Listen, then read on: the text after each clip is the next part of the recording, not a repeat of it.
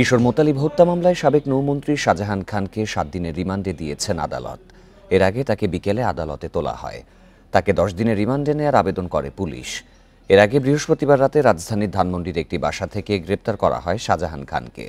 বৈষম্য বিরোধী ছাত্র আন্দোলনের সময় রাজধানীর ধানমন্ডি এলাকায় আব্দুল মোতালেব নামের এক কিশোর হত্যা মামলায় তাকে গ্রেপ্তার করে পুলিশ। এই ঘটনায় নিহতের বাবা আব্দুল মতিন, সাবেক প্রধানমন্ত্রী শেখ হাসিনা সহ 176 জনের নাম উল্লেখ করে মামলাটি করেন। মাদারীপুর 2 আসনের সংসদ সদস্য ছিলেন আওয়ামী লীগের এই সভাপতিমণ্ডলীর সদস্য। বাংলাদেশ শ্রমিক ফেডারেশনেরও কার্যকরী সভাপতি তিনি। 1986 সালে স্বতন্ত্র প্রার্থী হিসেবে প্রথম নির্বাচিত হয়ে আসেন জাতীয় সংসদে।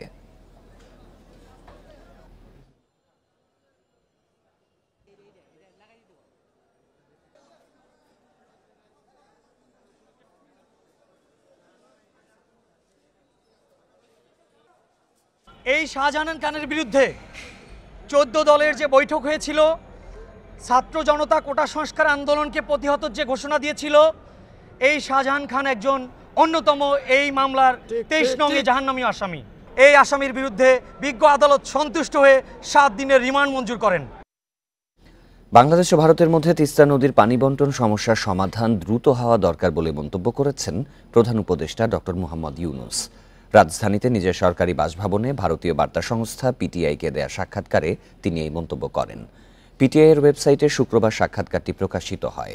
এতে শান্তিতে নোবেলজয়ী অর্থনীতিবিদ অধ্যাপক ডক্টর ইউনূস জানান, দীর্ঘদিন ধরে অমীমাংসিত তিস্তার পানি বন্টন চুক্তির বিষয়ে মতপার্থক্য দূর হওয়া উচিত। এটি কিভাবে হবে তা নিয়ে ভারতের সাথে আলোচনা করবে অন্তর্বর্তী সরকার। দুই দেশের মধ্যে পানি বন্টনের বিষয়টি অবশ্যই আন্তর্জাতিক আইন অনুযায়ী হতে হবে বলে উল্লেখ করেন ডক্টর ইউনূস। বলেন, বাংলাদেশের মতো ভাটি দেশগুলোর অধিকার সমুন্নত রাখার সুনির্দিষ্ট অধিকার রয়েছে। বিষয়টি দীর্ঘদিন ধরে ঝুলে থাকায় কোনো দেশেরই লাভ হচ্ছে না বলেও মন্তব্য করেন অন্তর্বর্তী সরকারের প্রধান উপদেষ্টা।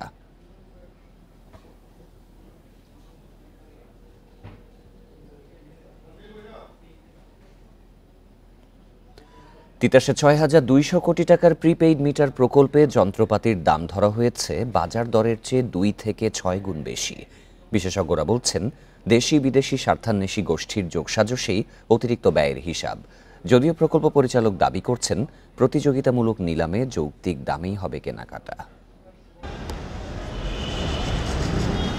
বিশ্বব্যাংকের অর্থায়নে 11 লাখ আর এশীয় উন্নয়ন ব্যাংকের ঋণে 6.5 লাখ প্রিপেইড মিটার স্থাপনে তিতাসের 2 প্রকল্প চলমান। শেখ হাসিনা সরকারের আমলে একনেকে অনুমোদন হওয়া মোট 6,234 কোটি টাকার প্রকল্প দুটির কেনাকাটায় দরপত্রের প্রস্তুতি চলছে। জাইকার অর্থায়নে আগের প্রকল্পে মিটারের দাম ছিল 17,000 টাকা, যার সঙ্গে যন্ত্রপাতি ও সংযোজনে গ্রাহকের ব্যয় ছিল 2,000 টাকা পর্যন্ত। কিন্তু এবারের প্রকল্পে মিটার প্রতি মোট ব্যয় ধরা হয়েছে 27,000 টাকা। 15,000 সামথিং টাকা এটা ধরা আছে। বাকি কস্টিংটা হলো আপনার ইনস্টলেশন পার্টে, যেখানে গ্রাহককে তার এই যে মডিফিকেশন মিটারটা লাগাতে গিয়ে কোনো ধরনের কোনো কিছুই কস্ট কাস্টমারকে বিয়ার করতে হবে না। এই কারণে আপাত দৃষ্টিতে এটা দেখা যাচ্ছে যে আগের প্রজেক্টের চাইতে টাকাটা বেশি লাগছে। আন্তর্জাতিক মার্কেট প্লেসে দেখা যায় গ্যাসের স্মার্ট প্রিপেইড মিটারের দাম 30 থেকে $60 মধ্যে। এছাড়া বল ভালভ রেগুলেটরের দাম পড়ে $2 থেকে $4। তিতাসের প্রকল্পে এসব যন্ত্রাংশের দাম ধরা হয়েছে কয়েক গুণ বেশি। হাউসহোল্ড গ্যাস মিটারের দাম 35 থেকে হাইয়েস্ট পৃথিবীর শ্রেষ্ঠটা $50 উপরে। তো এখন আপনি যদি মানুষকে এইভাবে চুরি করার সুযোগ দেন, ডাকাতি করার সুযোগ দেন, আপনি যদি এখানে না তাকায় দেখেন, তাহলে তো এগুলো চলতেই থাকবে। এগুলার সঙ্গে বিদেশিরাও জড়িত, আমাদের লোকজনও জড়িত। বেসরকারি খাতে প্রিপেইড মিটার আমদানি ও খোলাবাজারে বিক্রির সুযোগ দেয়া হলেও তা কার্যকর হয়নি। বিশেষজ্ঞরা বলছেন, দুর্নীতির সুযোগ নিতেই মিটারের স্পেসিফিকেশনে জটিলতা আনা হয়, যার ইঙ্গিত মেলে এই কর্মকর্তার কথাতেও। অনলাইনের কোনো ইয়েতে সার্চ করেন, আপনি এই মিটারের এই প্রোডাক্টটার কত দাম সেটা পাবেন না। এনএফসি কার্ড বেস পাবেন অথবা আপনি সিম বেস পাবেন। এমন একটা স্পেসিফিকেশন তৈরি করছে জাপানের অন্য কোনো কোম্পানি মিট করতে পারে না। একটাই মাত্র কোম্পানি করছে, ওই দামে আমাদেরকে কিনতে হয়েছে। প্রিপেইড মিটার স্থাপনের 2 প্রকল্পে 45 মাসের জন্য 16টি গাড়ি ভাড়ায় ব্যয় হবে প্রায় 11 কোটি টাকা। বিভিন্ন খাতে এমন অতিরিক্ত ব্যয়ের ফলে নতুন গ্রাহকদের গুনতে হতে পারে বাড়তি মিটার ভাড়া। Hari Saha, independent news, Dhaka. জাতীয় সঙ্গীত পরিবর্তনের ষড়যন্ত্র রুখে দিতে দেশের বিভিন্ন জেলায় মানববন্ধন সহ নানা প্রতিবাদ কর্মসূচি পালন করেছে উদীচী সহ বিভিন্ন সাংস্কৃতিক সংগঠন। কর্মসূচিতে জাতীয় পতাকা উত্তোলন ও জাতীয় সঙ্গীত পরিবেশন করেন সাংস্কৃতিক কর্মীরা। এই ধরনের চক্রান্তের বিরুদ্ধে সবাইকে ঐক্যবদ্ধ হওয়ার আহ্বান জানান তারা।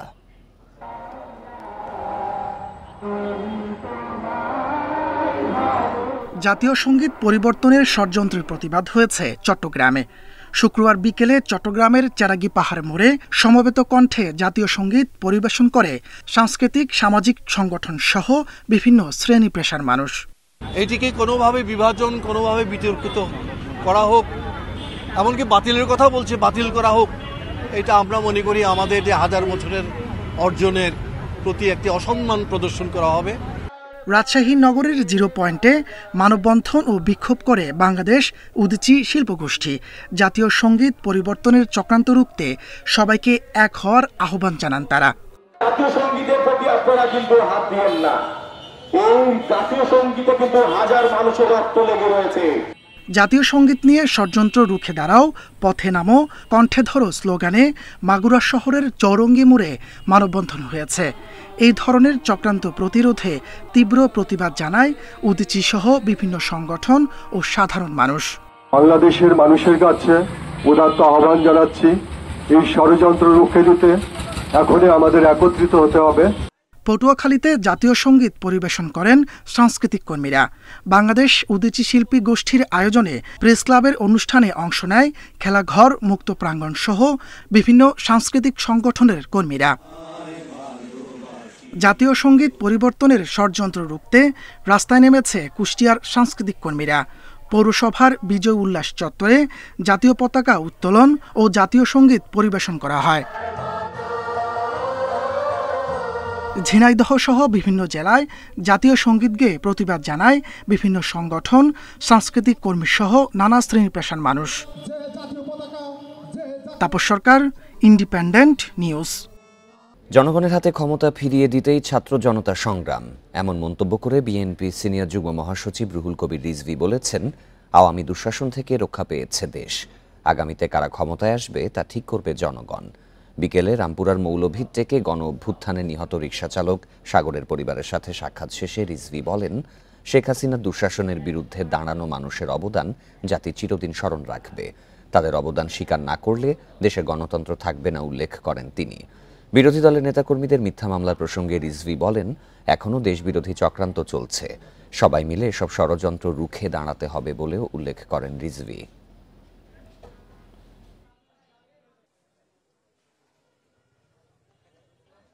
মোহাম্মদ সাগররা যে রক্ত দিয়েছে, এই রক্ত হচ্ছে দেশের স্বাধীনতা রক্ষার, এই রক্ত হচ্ছে দেশের সার্বভৌমত্ব রক্ষার, তাদের রক্ত হচ্ছে গণতন্ত্র পুনরুদ্ধারের। এই মহিমান্বিত আত্মদানকে আমরা কলঙ্কিত করতে দেব না।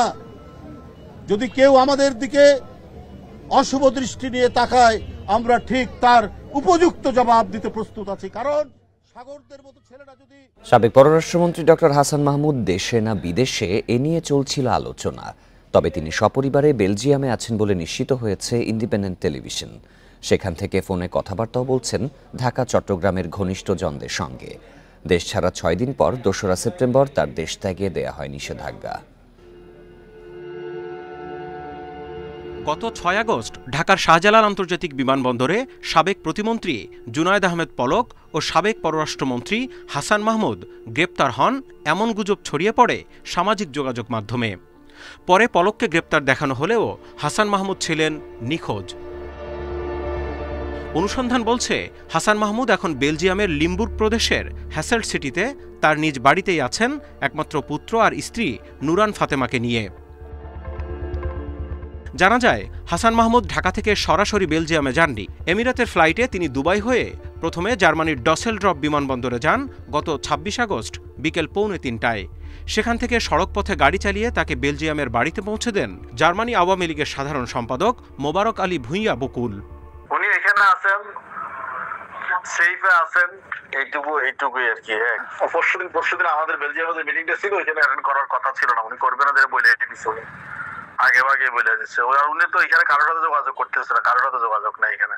হাসান মাহমুদ বেলজিয়াম থেকে যাদের সঙ্গে মোবাইলে কথা বলেছেন তাদের একজন চট্টগ্রামের আঞ্চলিক ভাষার IPTV C+-এর প্রধান সম্পাদক আলমগীর অপু।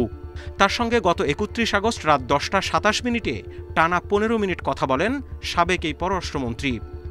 এই সময় নিজের আক্রোশ থেকে কিছুদিন C+-এর সম্প্রচার বন্ধ রাখার জন্য দুঃখ প্রকাশও করেন বলে জানান অপু। 31 আগস্ট রাত 10:30টার সময় আমাকে ফোন দিয়েছিলেন। ফোন দিয়ে উনি হয়তো ওনার ভুলটা বুঝতে পেরেছেন এবং বুঝতে পেরে উনি আমার কাছে ফোন করে অনেকগুলো কথার ভিতরে উনি বারবার বলছিলেন যে ওনার দুঃখ প্রকাশ করেছেন, এটার জন্য উনি লজ্জিত। স্ত্রী পরিবারের সঙ্গে বেলজিয়ামের নিজের বাড়িতে আছেন বলেও অপুকে জানান হাসান মাহমুদ। কে বলার সঙ্গে সঙ্গে আসসালামু আলাইকুম, আমি হাসান মাহমুদ বলছি।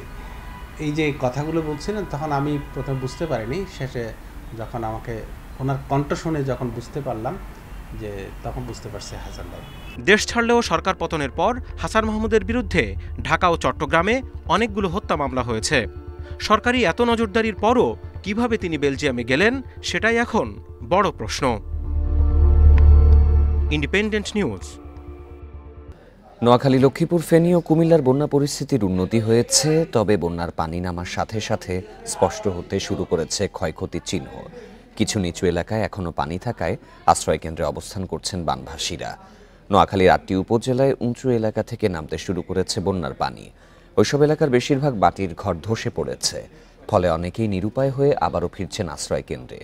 লক্ষ্মীপুরের 5 উপজেলার 20টি ইউনিয়নে প্রায় 5 লাখ মানুষ এখনও পানিবন্দী। বৃহস্পতিবার রাতে বৃষ্টি হওয়ায় আবারও বন্যার শঙ্কায় স্থানীয়রা। এদিকে চাঁদপুরের হাজীগঞ্জ ও ফরিদগঞ্জ উপজেলায় পানি নেমে গেলেও এখনও বন্যা কবলিত শাহরাস্তি উপজেলা। বন্যা দুর্গতরা আক্রান্ত হচ্ছেন পানিবাহিত বিভিন্ন রোগে।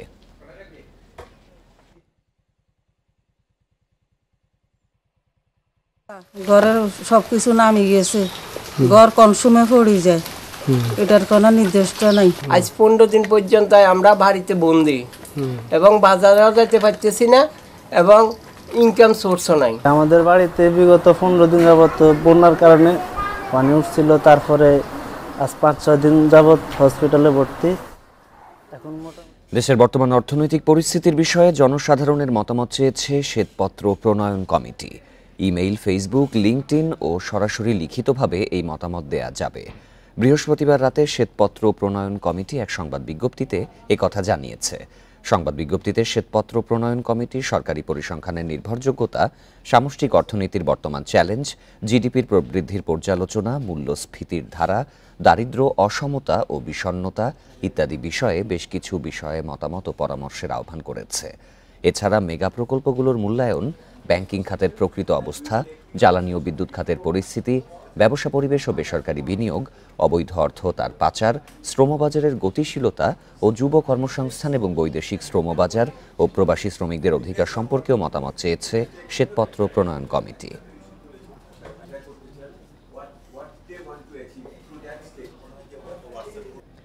এই ছিল সংবাদ সন্ধ্যায়। সব খবরের বিস্তারিত জানতে চোখ রাখুন ফেসবুক, ইউটিউব এবং এক্সে। ধন্যবাদ সবাইকে।